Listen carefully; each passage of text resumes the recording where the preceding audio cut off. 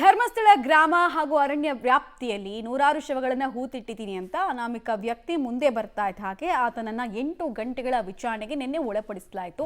ಇವತ್ತು ಕೂಡ ಆತನನ್ನ ವಿಚಾರಣೆ ನಡೆಸಲಾಗುತ್ತೆ. 11 ಗಂಟೆಯಿಂದ ಆತನನ್ನ ವಿಚಾರಣೆಗೆ ಒಳಪಡಿಸಲಾಗುತ್ತೆ ಅನ್ನೋದರ ಮಾಹಿತಿ ಸಿಗ್ತಾ ಇದೆ. ಎಸ್ಐಟಿ ಕಚೇರಿಗೆ ಇವತ್ತು ಕೂಡ ಹಾಜರಾಗಿದ್ದಾನೆ ಅನಾಮಿಕ ದೂರುದಾರ. ನಿನ್ನೆ 8 ಗಂಟೆಗಳ ಮ್ಯಾರಥಾನ್ ವಿಚಾರಣೆ ಆಯಿತು ಎಸ್ಐಟಿ ಅಧಿಕಾರಿಗಳಿಂದ. ಡಿಐಜಿ ಅನುಚೇತ್ ಮತ್ತು ಎಸ್ಪಿ ಜಿತೇಂದ್ರ ಅವರ ನೇತೃತ್ವದಲ್ಲಿ ಇದ್ದಂತಹ ಅಧಿಕಾರಿಗಳು ಇವರನ್ನ ವಿಚಾರಣೆ ನಡೆಸಿದ್ರು. ನಿಗೂಢ ಸಾವಿನ ರಹಸ್ಯವನ್ನು ಕೆದಕ್ತಾ ಇದ್ದಾರೆ ಎಸ್ಐಟಿ ಅಧಿಕಾರಿಗಳು. ಅನೇಕ ಪ್ರಶ್ನೆಗಳು ರಿಪೀಟ್ ಆಗ್ತಾ ಇದೆ. ಸಹಜವಾಗಿ ಇಂಟ್ರಾಗೇಷನ್ ಅದೆಲ್ಲ ಕಾಮನ್. ಸೊ ಇವತ್ತು ಯಾವ್ಯಾವ ಆಯಾಮದಲ್ಲಿ ತನಿಖೆ ಆಗುತ್ತೆ ಅನ್ನೋದು ಕುತೂಹಲ. ಎಸ್ಐಟಿ ಅಧಿಕಾರಿಗಳ ಕಚೇರಿಗೆ ಇವತ್ತು ಕೂಡ ವಕೀಲರ ಜೊತೆಗೆ ಆ ದೂರುದಾರ ಎಂಟರ್ ಆಗುವಂತಹ ದೃಶ್ಯ. ಇವತ್ತು ಕೂಡ ಅವರು ಮುಸುಕುದಾರಿಯಾಗೇ ಕಾಣಿಸ್ಕೊಂಡಿದ್ದಾರೆ. ಅವ್ರ ಜೊತೆಗೆ ಆ್ಯಸ್ ಯೂಶುವಲ್ 2-3 ಜನ ವಕೀಲರು ಅವ್ರನ್ನ ಎಸ್ಕಾಟ್ ಮಾಡಿದ್ದಾರೆ. ಇದೇನು ಕಂಪಲ್ಷನ್ ಅಂತ ಅಲ್ಲ. ಎಸ್ಐಟಿ ವಿಚಾರಣೆಯಲ್ಲಿ ಇವ್ರಿಗೇನು ಪ್ರಶ್ನೆಗಳನ್ನು ಕೇಳೋದಕ್ಕಿರಲ್ಲ, ಬಟ್ ಅವ್ರ ಪ್ರೆಸೆನ್ಸ್ ಇರುತ್ತಷ್ಟೇ. This is not a compulsion. ಕಾರ್ಗಳು ಚೇಂಜ್ ಆಗಿದೆ. ನಿನ್ನೆ ಬೇರೆ ಕಾರಲ್ಲಿ ಬಂದಿದ್ದರು, ಇವತ್ತು ಇನ್ನೊಂದು ಕಾರಲ್ಲಿ ಬಂದಿದ್ದಾರೆ.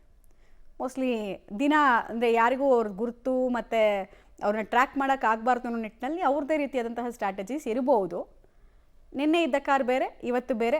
ಮೂಮೆಂಟ್ಸ್ ಸದ್ಯಕ್ಕೆ ನಮಗೆ ಈ ಮಂಗಳೂರಿನ ಕಚೇರಿಯಲ್ಲಿ ಕಾಣಿಸ್ತಾ ಇದೆ. ಸೊ ಇವತ್ತು ಎಷ್ಟು ತನಕ ಇಂಟ್ರಾಗೇಷನ್ ಆಗುತ್ತೆ, ಹೇಗೆ ಇಂಟ್ರಾಗೇಷನ್ ಆಗುತ್ತೆ ಅನ್ನೋದು ಒಂದು ಕುತೂಹಲ.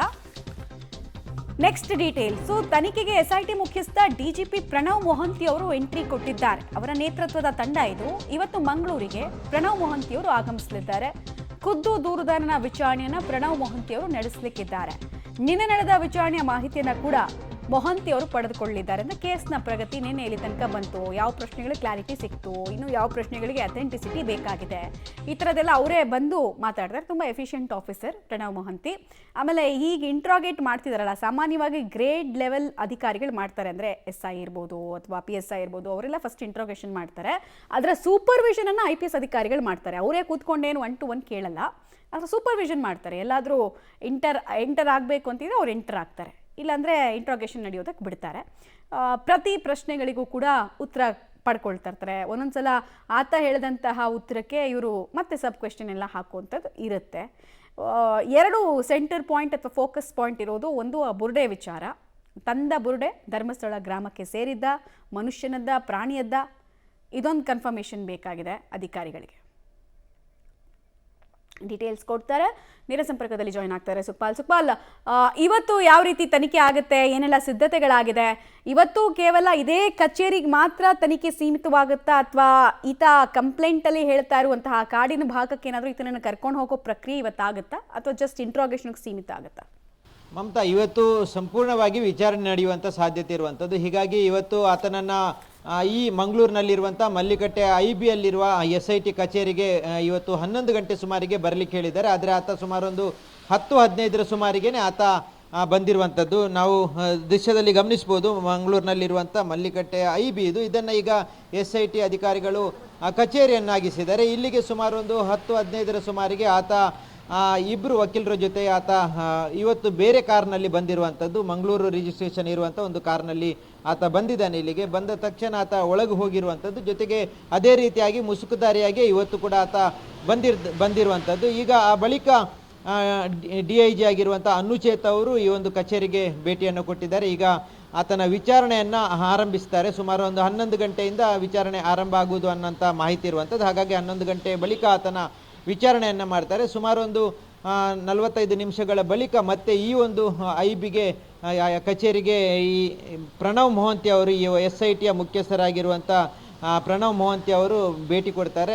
ಅವರೇ ಇವತ್ತು ಈತನ ಎಲ್ಲ ರೀತಿಯಾದಂಥ ವಿಚಾರಣೆಯನ್ನು ಮಾಡ್ತಾರೆ. ಈ ನಿನ್ನೆ ಸುಮಾರು ಒಂದು 8 ಗಂಟೆಗಳ ಕಾಲ ನಿರಂತರವಾದಂಥ ವಿಚಾರಣೆಯನ್ನು ಅಧಿಕಾರಿಗಳು ಅನುಚೇತರವರ ನೇತೃತ್ವದಲ್ಲಿ ಮಾಡಿರುವಂಥದ್ದು. ಆ ಬಳಿಕ ಆತನನ್ನು ಸಂಜೆಗೆ ಕಳಿಸ್ಕೊಡ್ಲಾಗಿತ್ತು. ಇವತ್ತು ಮತ್ತೆ ಹಾಜರಾಗುವಂತೆ ಸೂಚನೆಯನ್ನು ಕೊಟ್ಟಿದ್ದಾರೆ. ಆ ಹಿನ್ನೆಲೆಯಲ್ಲಿ ಇವತ್ತು ಬೆಳಿಗ್ಗೆ ಆತ ಮತ್ತೆ ಈ ಕಚೇರಿಗೆ ಆಗಮಿಸಿದ್ದಾನೆ. ಇವತ್ತು SIT ಮುಖ್ಯಸ್ಥರಾಗಿರುವಂಥ ಪ್ರಣವ್ ಮೊಹಂತಿ ಅವರೇ ಆತನನ್ನು ವಿಚಾರಣೆ ಮಾಡಲಿಕ್ಕಿದ್ದಾರೆ. ಇವತ್ತು ಭಾಳಷ್ಟು ದೊಡ್ಡ ಮಟ್ಟದಲ್ಲಿ ಮತ್ತೆ ವಿಚಾರಣೆ ಆಗುವಂಥ ಸಾಧ್ಯತೆ ಇದೆ. ಈಗ 3 ಹಂತದಲ್ಲಿ ಈಗ ಆತನ ವಿಚಾರಣೆ ಆಗಿದೆ. ಧರ್ಮಸ್ಥಳ ಪೊಲೀಸರು ಜೊತೆಗೆ ನ್ಯಾಯಾಲಯ ಜೊತೆಗೆ ನಿನ್ನೆ SIT ಅಧಿಕಾರಿಗಳು. ಈಗ ಮತ್ತೆ SITಯ ಮುಖ್ಯಸ್ಥರು ಬಂದು ಆತನ ವಿಚಾರಣೆಯನ್ನ ಮಾಡ್ತಾ ಇರುವಂತದ್ದು. ಇವತ್ತು ಸಂಪೂರ್ಣವಾಗಿ ಸಂಜೆವರೆಗೂ ಇಲ್ಲೇ ವಿಚಾರಣೆ ನಡೆಯುವಂತ ಸಾಧ್ಯತೆಗಳಿರುವಂತದ್ದು. ಹಾಗಾಗಿ ಈ ಹಿರಿಯ ಅಧಿಕಾರಿಗಳು ಬಂದಿರುವಂತ ಹಿನ್ನೆಲೆಯಲ್ಲಿ, ಜೊತೆಗೆ ಈ SIT ಅನ್ನ ಮುನ್ನಡೆಸುವಂತ ಮುಖ್ಯಸ್ಥರೇ ಬಂದಿರುವಂತ ಹಿನ್ನೆಲೆಯಲ್ಲಿ ಅವರು ಸಂಪೂರ್ಣವಾಗಿ ಆತನ ಜೊತೆ ಇವತ್ತು ವಿಚಾರಣೆಯನ್ನ ಮುಂದುವರಿಸಲಿಕ್ಕಿದ್ದಾರೆ. ಮಮತಾ, ಸುಖಪಾಲ್, ತುಂಬಾ ಕುತೂಹಲ ಇರುವಂತದ್ದು ನೆಕ್ಸ್ಟ್ ಪ್ರಶ್ನೆ ಅಂತ ಹೇಳಿದ್ರೆ, ದೂರುದಾರ ಇಲ್ಲಿ ತನಕ ಯಾರ ಹೆಸರನ್ನು ತಗೊಂಡಿಲ್ಲ, ಜಸ್ಟ್ ಮೇಲ್ವಿಚಾರಕರ ಪ್ರಕಾರ ನಾನು ನಡ್ಕೊಂಡೆ ಅಂತ ಹೇಳ್ತಾ ಬಂದಿದ್ದಾನೆ. ಇಲ್ಲಿ ತನಕ ಬಾಯ್ ಬಿಡ್ಸಕ್ ಆಯ್ತಾ ಅಧಿಕಾರಿಗಳಿಗೆ? ಇವತ್ತು ಆ ನಿಟ್ಟಿನಲ್ಲಿ ಹೇಗೆ ಯೋಚನೆ ಮಾಡ್ತಾರೆ, ಹೇಗೆ ಆತನ ಹತ್ರ ಇಂಟ್ರೋಗೇಷನ್ ಮಾಡ್ತಾರೆ ಅನ್ನೋದು ಕುತೂಹಲ. ಬಿಕಾಸ್ ಆ ಹೆಸರುಗಳು ಬಂದ್ರೆ ಅವ್ರಿಗೆ ನೋಟಿಸ್ ಹೋದ್ರೇನೆ ತನಿಖೆಯಲ್ಲಿ ಒಂದು ಪ್ರಗತಿ ಕಾಣೋದಕ್ಕೆ ಸಾಧ್ಯ, ಅಥವಾ ಇನ್ನೊಂದು ಬಿಗ್ಗರ್ ಟ್ರಾಕ್ಷನ್ ಸಿಗೋದಕ್ಕೆ ಸಾಧ್ಯ. ಇಲ್ಲ, ಆತ ನಿನ್ನೆ ನಡೆದಿರುವಂತ ವಿಚಾರಣೆ ವೇಳೆ ಯಾವುದೇ ರೀತಿಯಾದಂಥ ಯಾರ ಹೆಸರನ್ನು ಹೇಳಲಿಲ್ಲ. ಆದರೆ ಈ ಕಳೆದ 20 ವರ್ಷಗಳ ಹಿಂದೆ ನಾನು 100 ಶವಗಳನ್ನು ಹೂತಾಕಿದ್ದೇನೆ, ಅದು ನನ್ನ ಮೇಲ್ವಿಚಾರಕರು ಹೇಳಿರುವಂಥ ಹಿನ್ನೆಲೆಯಲ್ಲಿ ಹೂತಾಕಿದ್ದೇನೆ ಅನ್ನುವಂಥದ್ದನ್ನು ಆತ ಡೇ 1 ಇಂದ ಹೇಳ್ತಾ ಇದ್ದಾನೆ. ಯಾವಾಗ ದೂರು ಕೊಟ್ಟಿದ್ದಾನೆ ಅದರಿಂದಲೂ ಇವತ್ತಿನವರೆಗೆ ಅದೇ ರೀತಿ ಮುಂದುವರಿಸಿದ್ದಾನೆ. ದೂರಲ್ಲೂ ಅದೇ ರೀತಿಯಾದ ಹೇಳಿರುವಂಥದ್ದು. ಜೊತೆಗೆ ಧರ್ಮಸ್ಥಳ ಪೊಲೀಸರು ವಿಚಾರಣೆ ಮಾಡುವ ವೇಳೆನೂ, ಜೊತೆಗೆ ನ್ಯಾಯಾಲಯದಲ್ಲಿ ವಿಚಾರಣೆ ಆಗುವ ವೇಳೆನೂ ಆತ ಅದನ್ನೇ ಮುಂದುವರಿಸಿದ್ದಾನೆ. ನಿನ್ನೆನೂ SIT ಅಧಿಕಾರಿಗಳ ಮುಂದೆನೂ ಅದನ್ನೇ ಹೇಳ್ಕೊಂಡಿದ್ದಾನೆ. ಆದರೆ ಮುಂದಿನ ದಿನಗಳಲ್ಲಿ ನಾನು ನಿಖರವಾಗಿ ಯಾರು ಅನ್ನುವಂಥದ್ದನ್ನು ಹೇಳ್ತೇನೆ ಅನ್ನುವಂಥದ್ದನ್ನು ನಿನ್ನೆ SIT ಅಧಿಕಾರಿಗಳ ಮುಂದೆ ಆತ ಒಪ್ಕೊಂಡಿದ್ದಾನೆ. ಸದ್ಯದ ಮಟ್ಟಿಗೆ ಆತ ಯಾರ ವಿಚಾರಗಳನ್ನ, ಯಾರ ಹೆಸರುಗಳನ್ನ ಹೇಳಿಲ್ಲ. ಆದ್ರೆ ನಿನ್ನೆ ಪ್ರಮುಖವಾಗಿ ತಲೆಬುರುಡೆ ಏನು ಆತ ನ್ಯಾಯಾಲಯಕ್ಕೆ ಒಪ್ಪಿಸಿದ್ದಾನೆ, ಅದರ ಹಿನ್ನೆಲೆಯಲ್ಲಿ ಸಾಕಷ್ಟು ತನಿಖೆಯನ್ನ, ವಿಚಾರಣೆಯನ್ನ ಮಾಡಿದ್ದಾರೆ. ಇವತ್ತು ಮತ್ತೆ ಅದೇ ರೀತಿಯಾದಂತ ವಿಚಾರಣೆ ಮುಂದುವರಿಯುವಂತ ಸಾಧ್ಯತೆ ಇದೆ. ಆತ ತಲೆಬುರುಡೆಯನ್ನ ತಂದಿರೋದು ಎಲ್ಲಿಂದ ಮತ್ತೆ ಯಾರ್ದು ಅನ್ನೋದ್ರ ಬಗ್ಗೆ ಸಾಕಷ್ಟು ಮಾಹಿತಿಯನ್ನ ಈಗ SIT ಅಧಿಕಾರಿಗಳು ತನಿಖೆಯಲ್ಲಿ ಕೇಳಿರುವಂತ ವಿಚಾರ. ಮಮತಾ, ರೈಟ್, ಧನ್ಯವಾದ ಸುಖಪಾಲ್. ಸುಮಾರು ಪ್ರಶ್ನೆಗಳ ಹಾಗೆ ಉಳಿತಾ ಇದೆ ದೂರುದಾರನ ವಿಚಾರದಲ್ಲಿ. ಒಂದು, ಆತ ಯಾರ ಹೆಸರು ಹೇಳ್ತಾ ಇಲ್ಲ, ಮೇಲ್ವಿಚಾರಕ ಅಂತಿದ್ದಾರೆ.